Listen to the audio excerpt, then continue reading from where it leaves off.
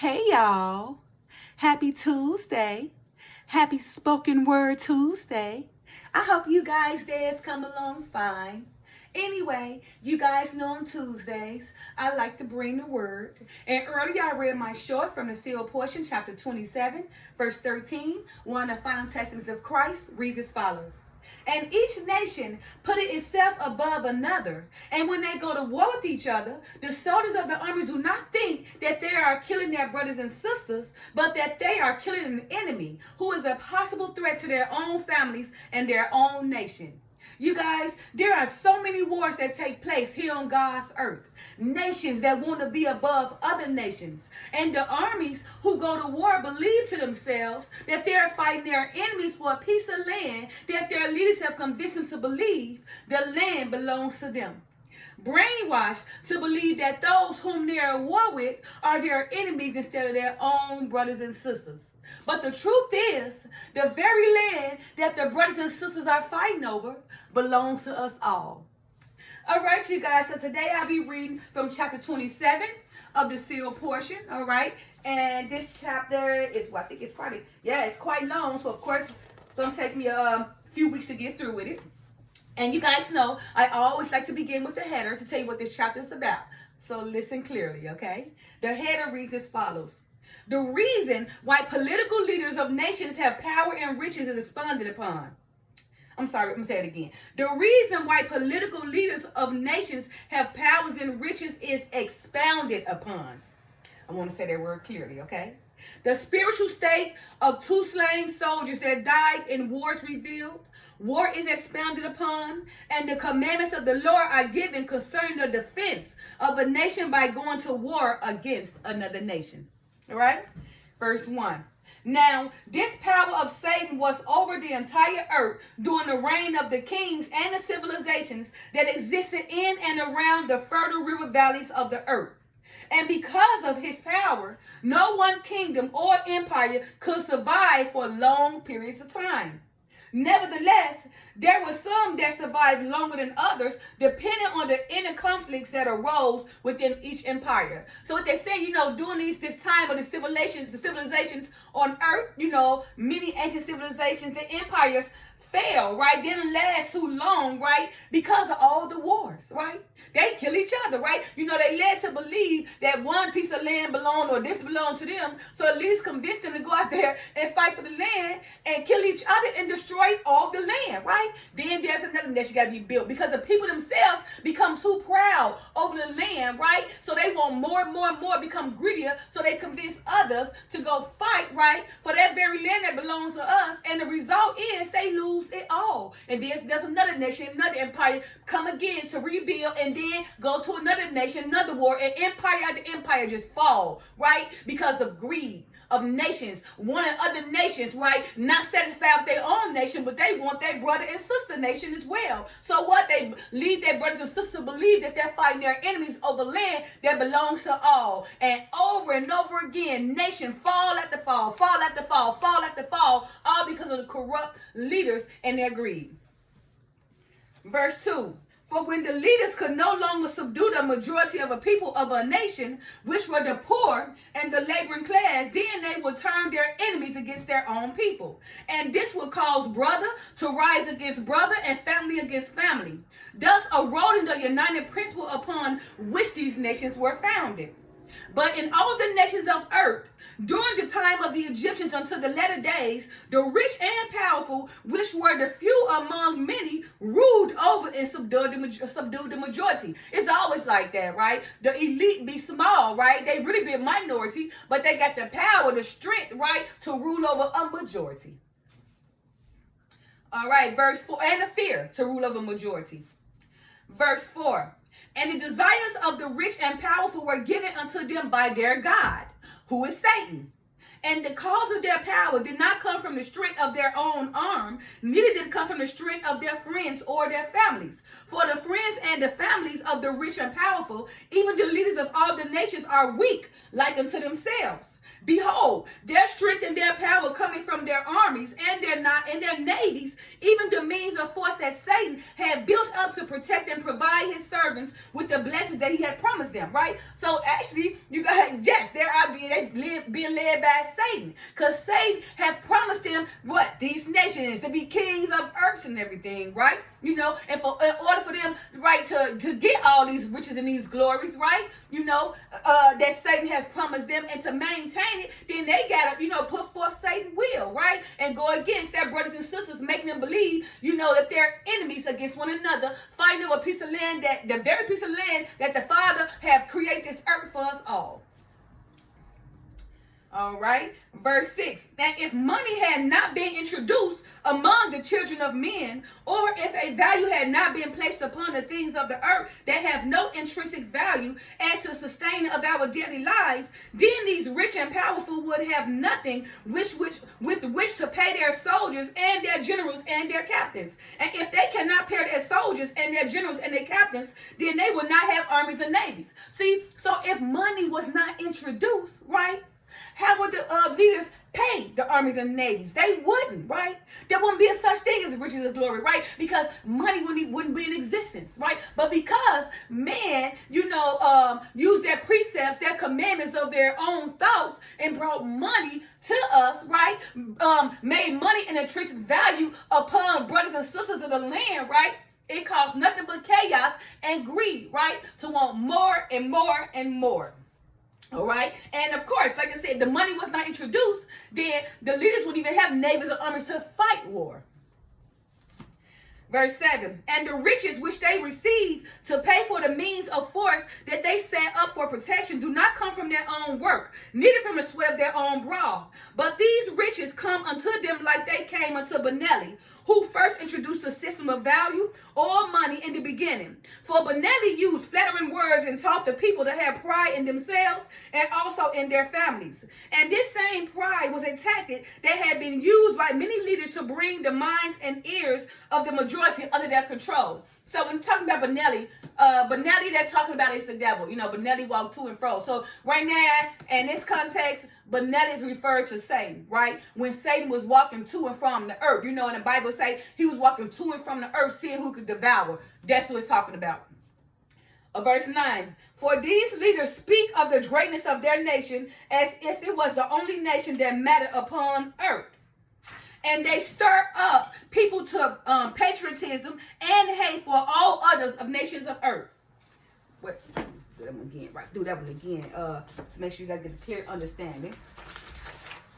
All right. For these leaders speak of the greatness of their nation as if it was the only nation that mattered upon the earth. And they stir up people to patriotism and hate for all other nations of the earth. Verse 10. And with this feeling of patriotism, the poor send their sons to serve in the armies of these leaders, believing that by doing so, their sons will bring honor to their family, and that their sons have stood to defend their country and their lands from the wickedness of other nations. And they would be convinced by the leaders of their own nation that the works of the other nations are evil, and that these evil works threaten the security of their own nation. And when the people are thus convinced, then they are willing to give all that they can as a tax to these leaders, believing that they are supporting their freedom and their nation. And in this way, do the peoples of the earth divide themselves. So you see, you know, with the feeling of patriotism, you feeling so patriotism, right? The poor send their sons to serve in the armies, right? You know, being led by the believers, right? By doing so, that serving in the army would bring honor to their family, right? And their sons go defend the country for the lands, right? In which they believe that that nations are wicked, you know, who belongs to these other lands. But in fact, no, they're just led to believe that because of what? Greed. You right? And the leaders want other nations, right, for more power.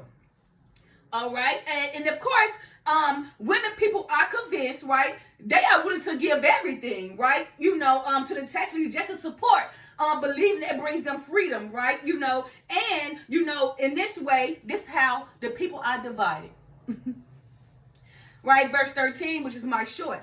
And each nation put itself above another. And when they go to war with each other, the soldiers of the armies do not think that they are killing their brothers and their sisters, but that they are killing an enemy who is a possible threat to their own families and their own nation.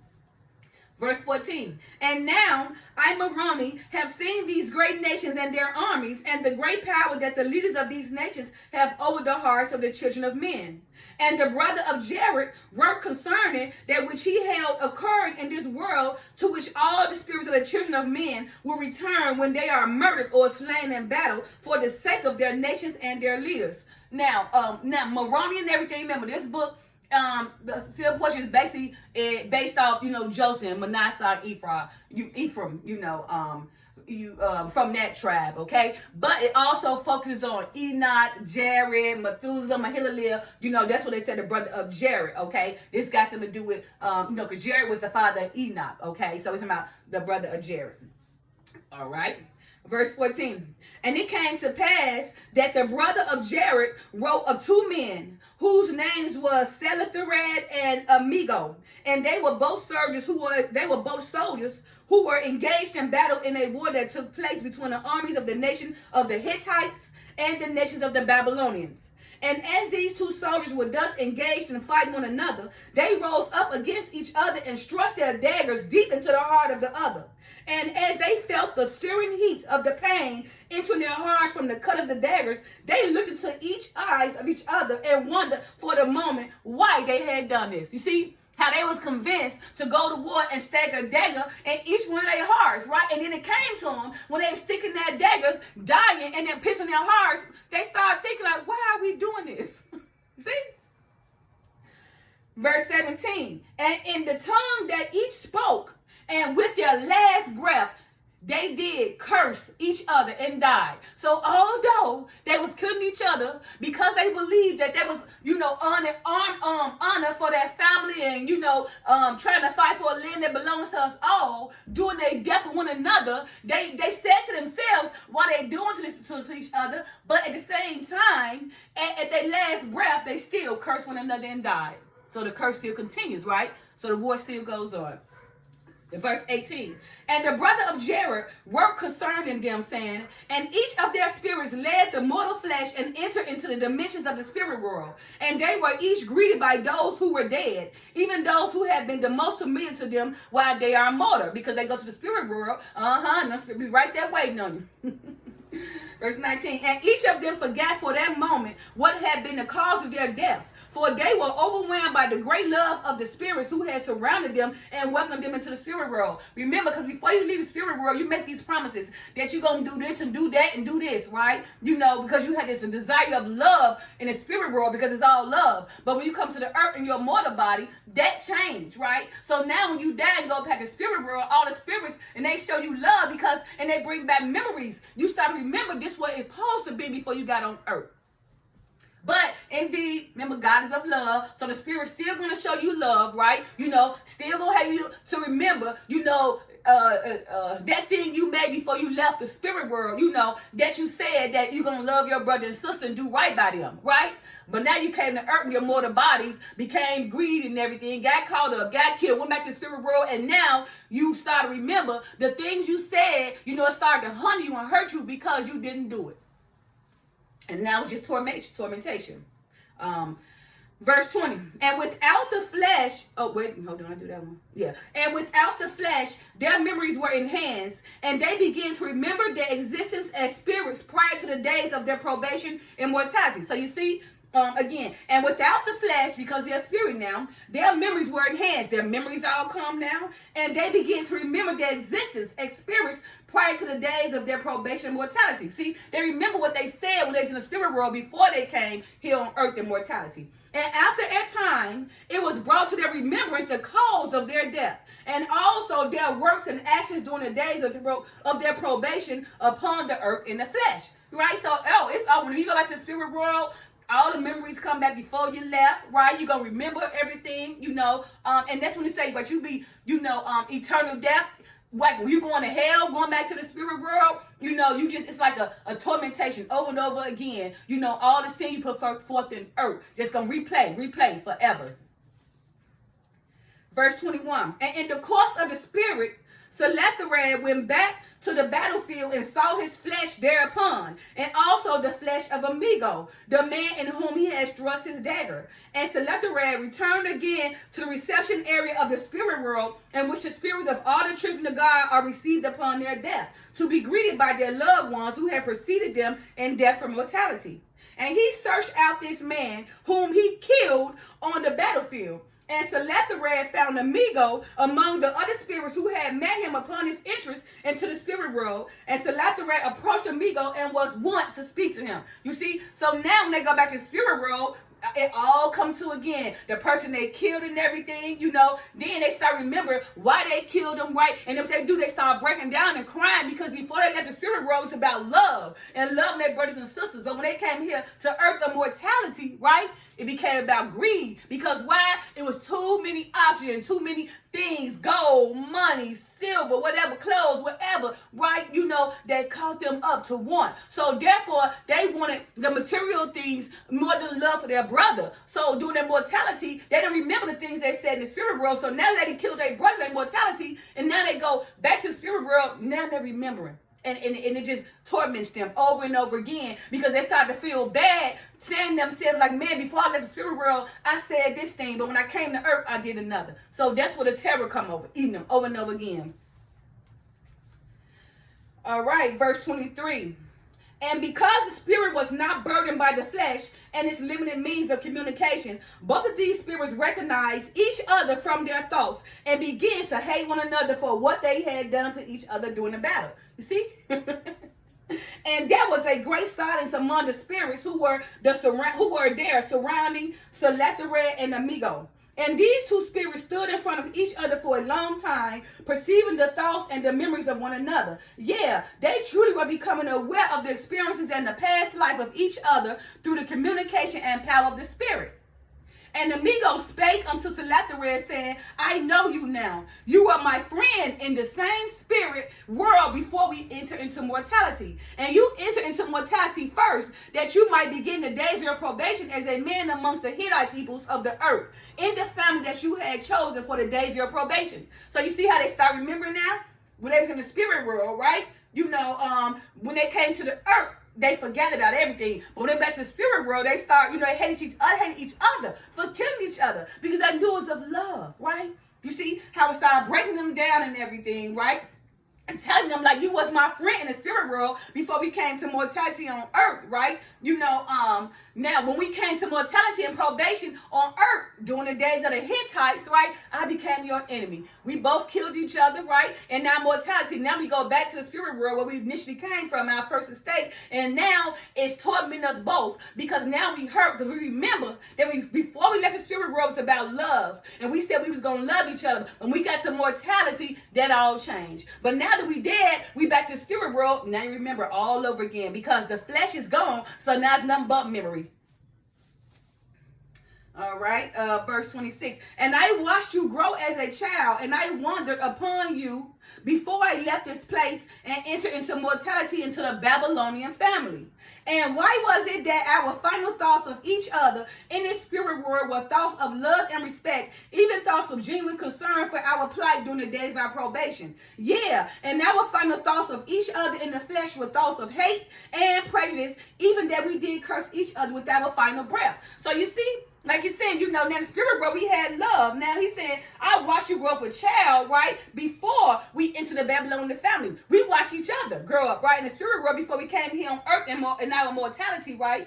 And why is it that our final thoughts of the spirit world of each other was to love and respect one another, right? Even have genuine thoughts of concerns of our flights, right? During our days, right? But in each of our flesh, right, in our final days, we had thoughts of hate and prejudice, and we did kill each other and curse each other, even at the time of our last breath here on mortality. But again, remember, in the spirit world, they said they was going to love each other till they came here on earth. All right. Verse 28. Do we not even now remember our lives as spirit children of our Father? And can we not remember the experiences of our mortal probation, even all the days of our lives among the people and the nations to which we were born?